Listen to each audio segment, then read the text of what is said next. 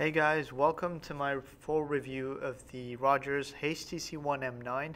Now I've had the opportunity to use this phone for almost a month now, so a huge shout out and thanks to HTC for making that possible. Anyways, let's go ahead and get right into the review. Alright, so we'll start off by talking about specs, and the HTC One M9 is packing a Qualcomm Snapdragon 810 processor. It's an octa-core device, so you've got two quad-core CPUs. One is clocked in at 1.5 GHz, while the other is clocked in at 2 GHz. It's also got 3 gigs of onboard RAM and 32 gigs of internal storage. Now, basically, all what that means is that the HTC One M9 is packing a punch of specs, and anything I threw at it was pretty much flawless. It worked very nicely. Gaming was a breeze. Multitasking, running several apps at once was very nice. It handled everything quite nicely, quite fluidly. It was very smooth, buttery, performance-wise.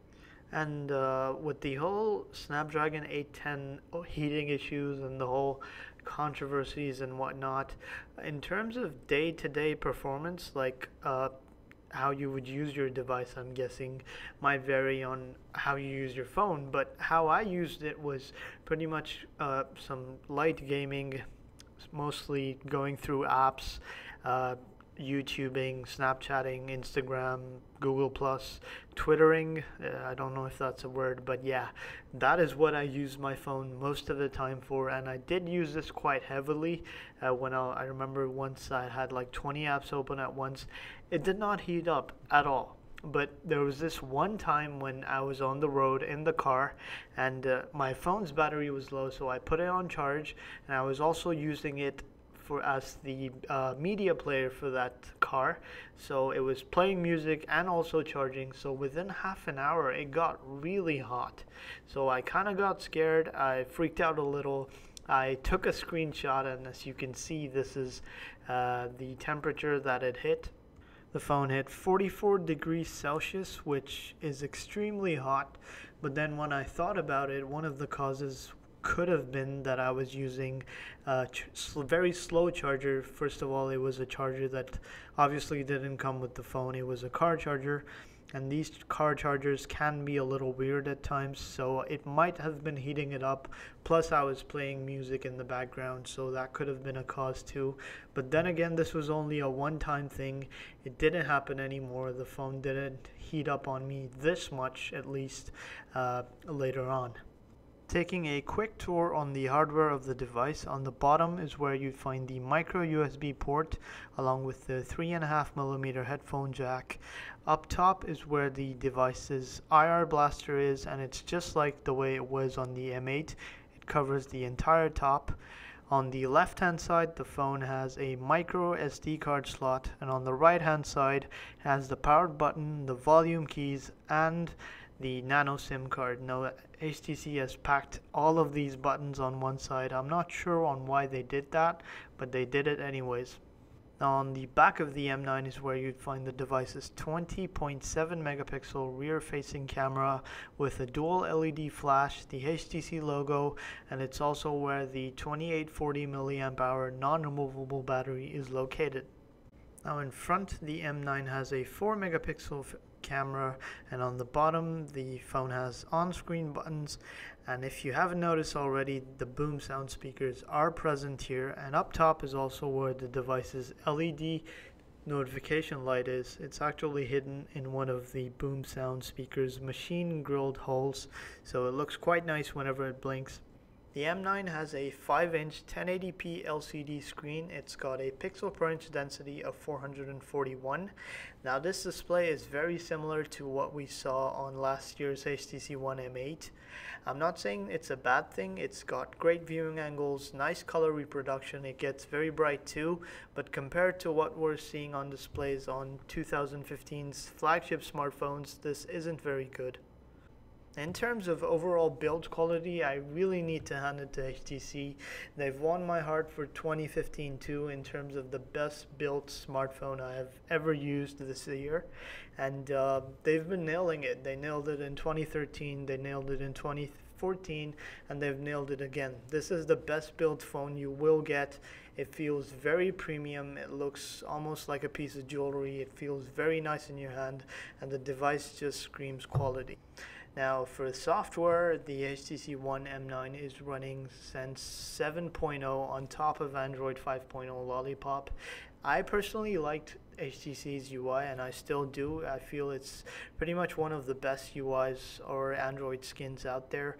Obviously a lot better than some. I'm not going to name any names here, but it's very minimalist. HTC's Blinkfeed is still on board.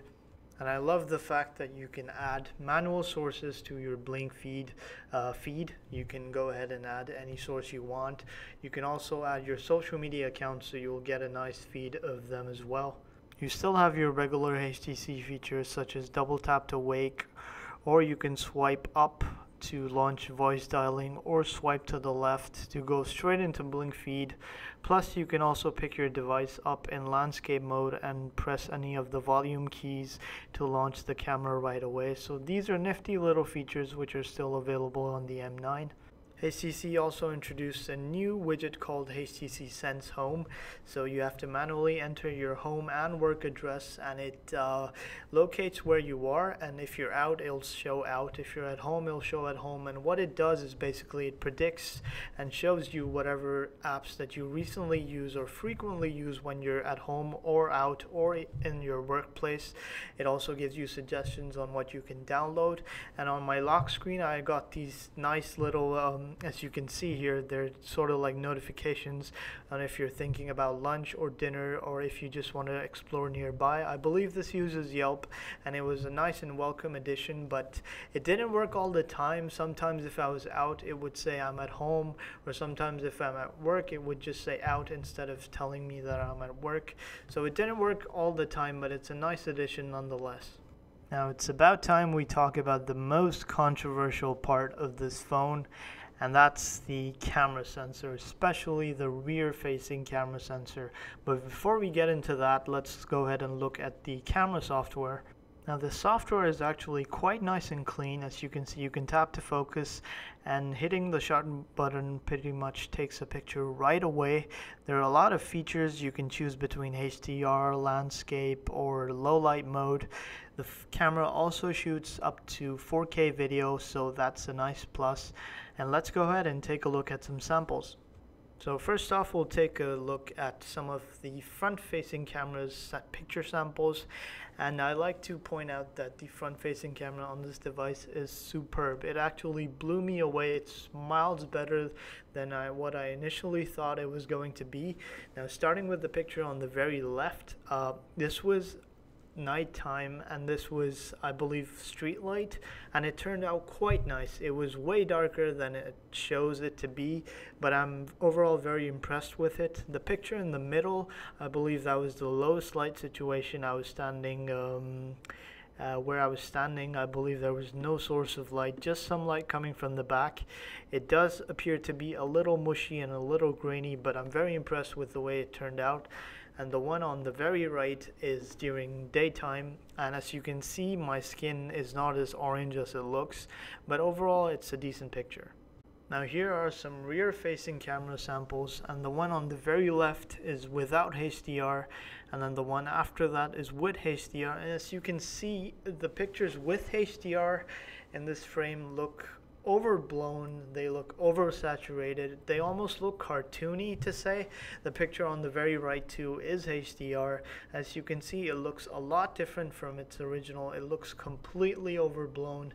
I'm not happy with the way HDR processing is handled on this device, and I believe it is something that can be fixed.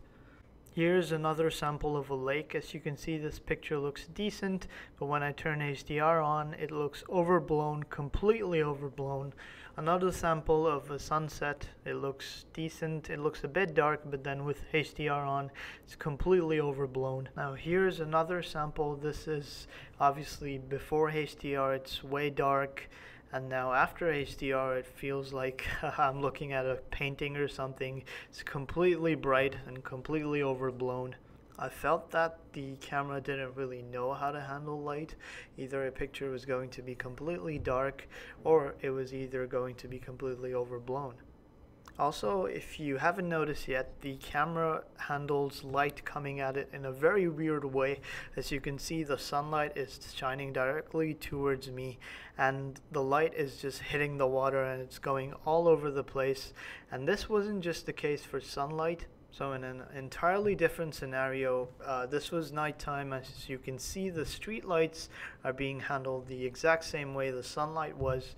The rays are going all over the place and the picture just looks completely ugly because of that. Other than that, it's a decent picture, but the way it's handling the light, it really spoils everything. Here's another low light picture. As you can see, the camera handled this actually very nicely.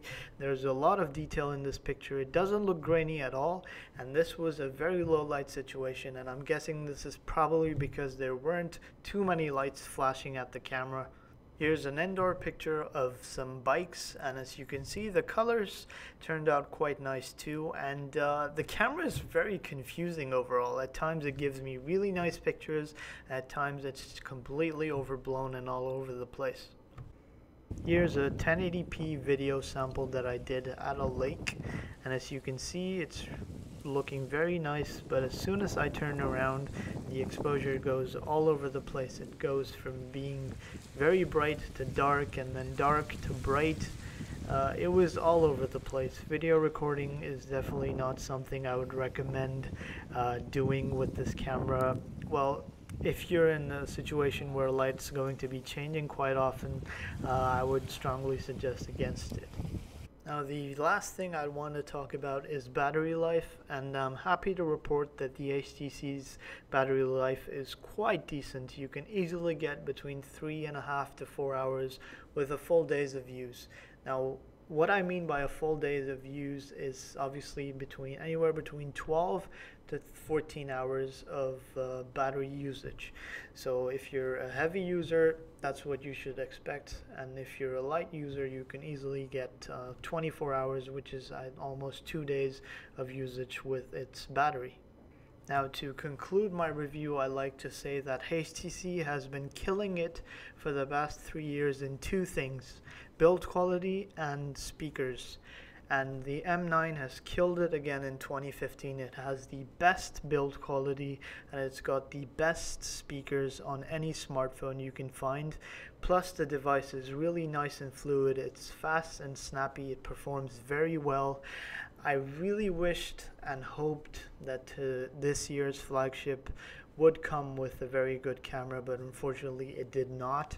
So I definitely recommend this device if you're coming from something like the HTC One M7, or if you don't really care about the camera on your device and build quality means a lot to you and you really want the best speakers on any phone, the HTC One M9 is definitely the way to go. Anyways guys, that's pretty much it for this video. If you liked it, please do give it a thumbs up as it helps me out a lot, and do subscribe to stay tuned to more of my stuff. If you have any questions, you can leave them in the comment section below, or you can follow me on any of my social media accounts. Thanks for watching, and I'll catch you all in the next one. Take care. Bye bye.